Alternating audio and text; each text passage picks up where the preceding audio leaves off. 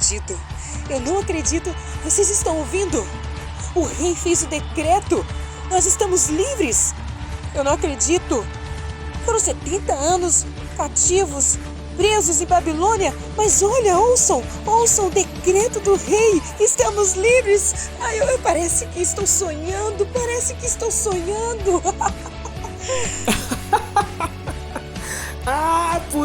que a gente tá sorrindo. A nossa língua se encheu de canções.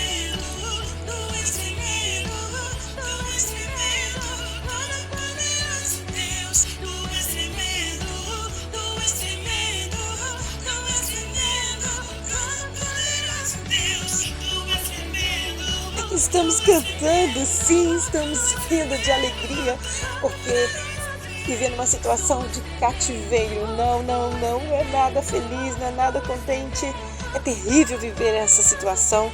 Olá, amigos, sejam todos bem-vindos no canal Entre Irmãs. Estamos felizes porque hoje estamos celebrando juntamente com aqueles que durante 70 anos tiveram cativos em Babilônia. O povo de Israel estava ali, Nabucodonosor entrou em Jerusalém e pegou tudo que tinha, destruiu Jerusalém, roubou as suas riquezas, levou o povo cativo, inclusive Daniel e os seus amigos foram levados para a Babilônia como prisioneiros, como escravos. Mas hoje é o dia do decreto que traz a libertação, é dia de celebração. Talvez você não esteja preso, cativo, como o povo de Israel. A sua prisão pode ser outra. Você pode estar preso nas suas emoções, você pode estar preso à emoção ou sentimentos por outra pessoa, você pode estar preso em uma situação de calamidade, de injúrias, de pobreza, de infelicidade. Você pode estar preso em tantas outras situações. Mas hoje chegou o dia da libertação, porque o rei já fez o decreto que traz a liberdade. Quem é esse rei? O rei da glória, o Senhor dos exércitos, Jesus. Sim, quando ele morreu na cruz e ressuscitou-se e ascendeu aos céus, ele trouxe a carta de alforria, nos trazendo libertação da escravidão do pecado e trazendo a vitória sobre todas as outras prisões que hoje nos prende. Vamos celebrar, porque hoje é dia de alegria e de libertação. A lei áurea foi assinada para sempre. Ninguém pode nos prender. Ninguém. Uhul! Sim, é momento de restauração, é momento de libertação. O povo de Israel estava assim contente, alegre pela sua libertação. Afinal, após 70 anos, Deus usa o rei Ciro e fez o decreto em 537 a.C. Mas isso foi profetizado pelo profeta Isaías. No capítulo 44, versículo 24, Deus usa Isaías para trazer essa profecia bem antes, depois, que esse momento iria acabar após 70 anos. Pois sim, estamos alegres, retornamos para nossa casa, vamos restaurar. Mas espera aí. A volta para a terra, a alegria dos exilados começou a desaparecer. Pois nem sempre as coisas são fáceis quando nós estamos recomeçando de novo. Depois de um grande tempo, no caso deles, depois de um grande tempo de disciplina. Mas a vida é assim. A vida é assim. Ela transcorre de modo que somos levados, eu e você somos levados a recomeçar com frequência. Com frequência precisamos recomeçar em alguma área de nossas vidas. Poxa, isso aconteceu de novo. Eu vou ter que recomeçar. E recomeçar não é fácil.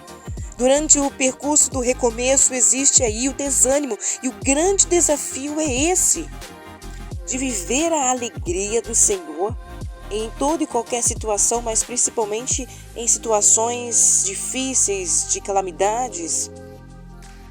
E este desafio de permanecer alegre em toda e qualquer situação tem provocado os cristãos, sim, gente, através da história, a buscar a orientação de Deus de maneira que possamos viver alegres enquanto a vida está aí acontecendo.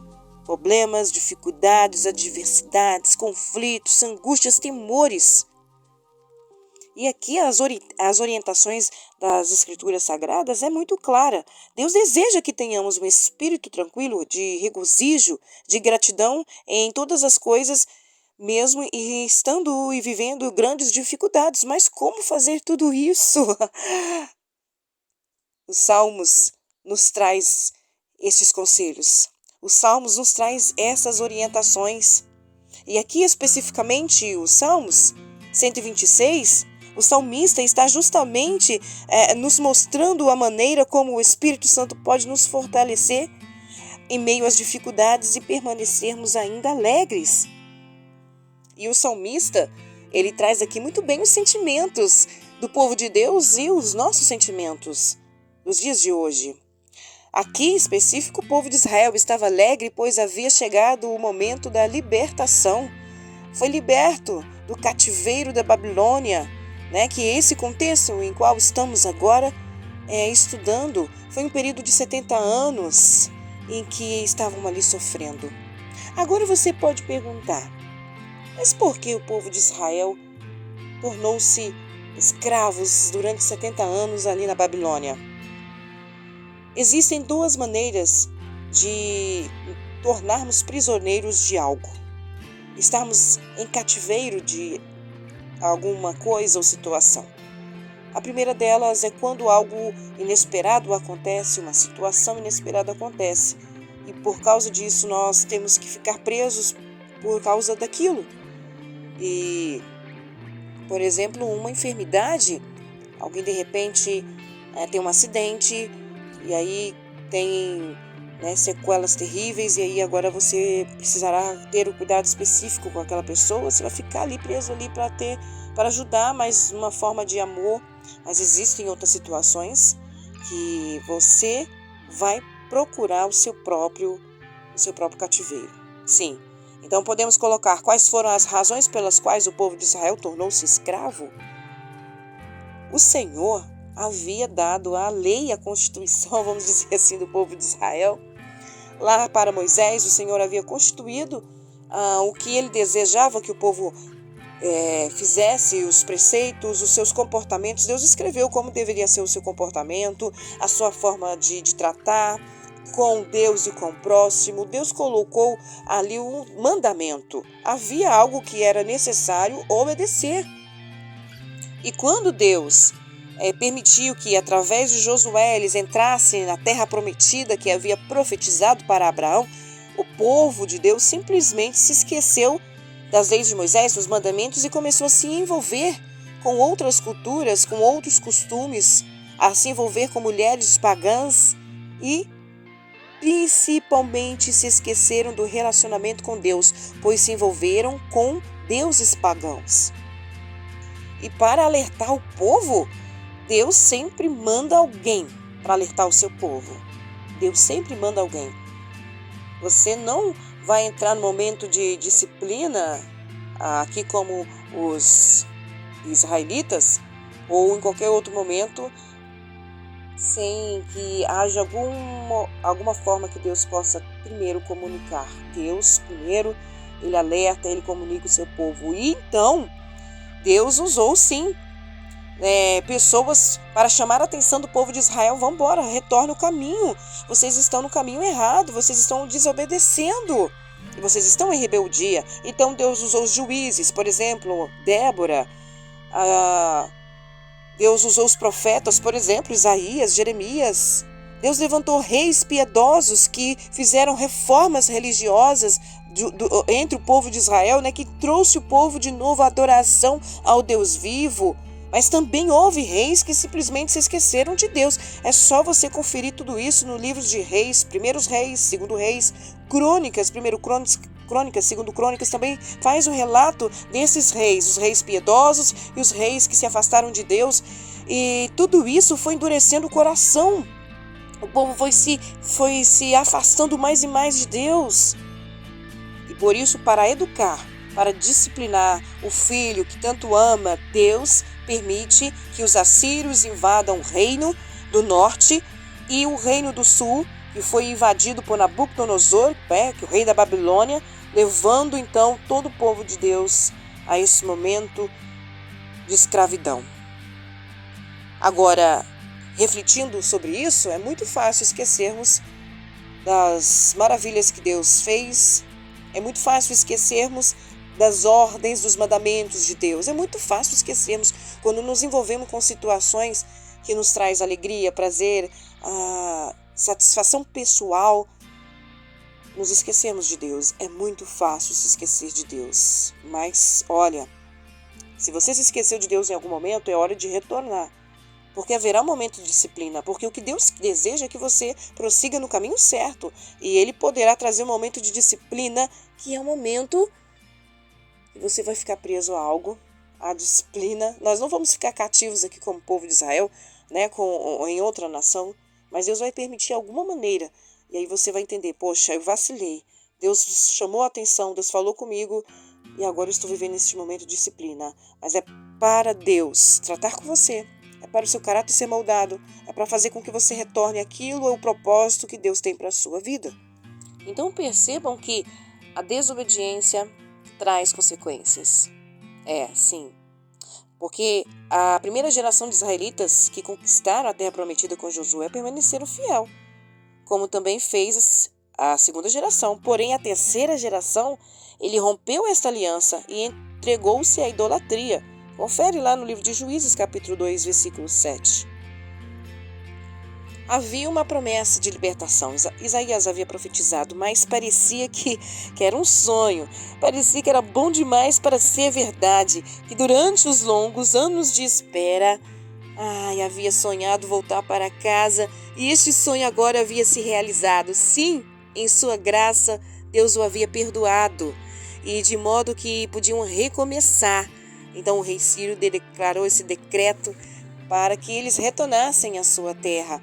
Lembrando que Jerusalém havia sido destruído, Nabucodonosor havia saqueado Jerusalém, destruído seus muros, suas portas. Alguns permaneceram lá em Jerusalém, né? O rei levou aquelas pessoas mais novas, mais fortes para trabalhar, para ser escravos. E então havia uma destruição geral, mas havia também uma alegria, um cântico, que é esse cântico. Agora estamos gritando, rindo, cantando. Vamos retornar à nossa terra. Mas você acha que foi fácil retornar e recomeçar tudo? Depois dessa destruição, 70 anos destruído, os que ficaram em Jerusalém estavam sobrevivendo, de certa forma, das outras nações, né, com os recursos econômicos. Não foi nada fácil, não. Assim como também não é fácil para a tua vida recomeçar tudo de novo. Em momentos de alegria, temos que deparar com situações que não são fáceis. Sim, a sua vida passa por momentos assim, mas o Senhor aqui nos traz a maneira, o salmista, através do salmista, como permanecermos fiéis, buscando ao Senhor, acreditando, tendo esperança de que a situação vai mudar. Vamos entendendo então esse momento aqui, esse contexto que estamos vivendo aqui no livro do Salmo 126. E você fica aí conosco, hein? Não sai daí não. Vamos entender este propósito de Deus. Não é fácil recomeçar, não. Em primeiro lugar, havia nações que simplesmente odiavam o povo de Israel. Você acha que não? Sim, nações vizinhas odiavam Israel e ficavam ali atônitas com o que tinha acontecido. E aí então até mesmo confessaram publicamente que Deus, o Deus de Israel, havia feito grandes coisas pelo seu povo. Vamos conferir aqui na Bíblia? A partir do versículo 1, quando o Senhor trouxe do cativeiro os que voltaram de Sião, estávamos como os que sonham. Então a nossa boca se encheu de riso. A nossa língua de cântico. Lá, lá, lá, lá, lá, lá, lá, lá. Então se dizia entre as nações, grandes coisas fez o Senhor. Sim, as nações que odiavam o povo de Israel precisou declarar que Deus de Israel era grande. E aí então o povo de Israel né, começou a dizer novamente, a trazer a resposta: sim, grandes coisas fez o Senhor por nós. Vocês estão vendo? Estão vendo o que aconteceu? Vocês achavam que Deus não ia trazer um milagre para a minha vida? Vocês achavam que eu ia continuar nessa situação? Olha aí, estamos cantando, por isso estamos alegres. Mas aí no versículo 4 já começa um outro tom. Faz-nos regressar outra vez do cativeiro. Mas peraí, eles haviam acabado aqui de declarar que estavam alegres por sair do cativeiro lá da Babilônia. Agora que no versículo 4 ele coloca: faz-nos regressar outra vez. Senhor, como as correntes do sul, os que semeiam com lágrimas cegarão com alegria? Aquele que leva a preciosa semente andando e chorando, voltará sem dúvida com alegria, voltando consigo seus molhos. Olha, havia aqui agora um outro tom, agora está falando de lágrimas, de choro, de restauração mais uma vez. Sim, é isso que acontece com a tua vida. Muitas vezes estamos alegres, uau, e de repente nos deparamos com lágrimas. E agora o que fazer? O salmista pede aqui mais uma vez por restauração. O salmista pede aqui, e assim nós devemos pedir: Senhor, restaura-me mais uma vez, dá-me força mais uma vez. Sabe, gente, quando o povo retorna, eles haviam aí a hostilidade das nações vizinhas, eles estavam com a sua economia fracassada e eles começaram a se envolver com mulheres pagãs de novo, gente. Sim, eles foram cativos por causa da desobediência e começaram a envolver com novos e outros deuses daquela terra, porque vocês se lembram que ficaram um pouquinho de gente lá, e com certeza eles já tinham se envolvido com essas outras nações e com pessoas e mulheres e homens pagãos. A economia, fracasso. Então, o salmista que ele relembra da alegria de poder voltar para a terra, e ele olha e vê, né, que a restauração não era completa. Ele ora agora e pede: Senhor, restaura-nos mais uma vez. Assim precisa ser a nossa oração. Nós precisamos olhar para trás, ver o que Deus já fez. Olhar para restaurações, conquistas, vitórias já alcançadas, do que Deus fez pela tua vida, ser grato por isso e fazer com que isso seja também uma forma de acrescentar a sua fé. Senhor, o Senhor já fez, o Senhor já restaurou, restaura mais uma vez. Olha como está o caos novamente. O povo não estava aqui vivendo uma restauração completa, eles precisavam novamente. Então o salmista faz isso, ele relembra, ele faz, o primeiro passo, relembrar daquilo que Deus já fez. Aqui então percebemos que existe este padrão de procedimento de Deus para com nós. Podemos entender que a ordem de Deus de vivermos contentes em todo e qualquer lugar, primeiro precisa lembrar do que Deus fez, do que Jesus Cristo fez na cruz do Calvário. Ele morreu, ele ressuscitou e ascendeu-se aos céus e nos trouxe promessas de que estaria conosco para que possamos vencer as batalhas do dia a dia. Ele nos trouxe promessa de que um dia voltará para nos levar para essa terra celestial, para Jerusalém celestial. Em segundo ponto, precisamos olhar para o futuro, que em meio ao caos ele ainda fará milagres. Que mesmo diante de situações difíceis, ele vai cumprir as suas promessas. Então o salmista aqui nos ensina a olhar para aquilo que Deus fez e a olhar para o futuro do que aquilo que Deus vai e pode fazer. Havia um desânimo no meio do povo. E durante essa reconstrução, Deus usa quem, gente? Neemias. Vocês se lembram de Neemias? Deus usa Neemias para reconstruir os muros de Jerusalém. E Esdras, Deus levanta Esdras para trazer a restauração espiritual e religiosa do povo de Israel. Ele convoca mais uma vez: vamos todos nos reunir aqui. E de repente, quando eles se reúnem, o Espírito de Deus ali se manifesta, a graça de Deus, a presença do Senhor desce naquele local. É só você conferir aí no livro de Esdras e Neemias. E Deus usa os profetas. Deus usa os profetas daquele momento para chamar a atenção do povo. Vamos voltar. A restauração continua. Deus usa o profeta Ageu. Deus usa o profeta Zacarias, que são os últimos profetas aí registrados no Antigo Testamento. Deus usa estes para relembrar o povo. Permaneçam firmes. Lembra do que Deus fez? Pois Ele ainda pode fazer. Essa mesma palavra para você: permaneça firme. Você se lembra do que Deus já fez na tua vida? Tá lembrando aí?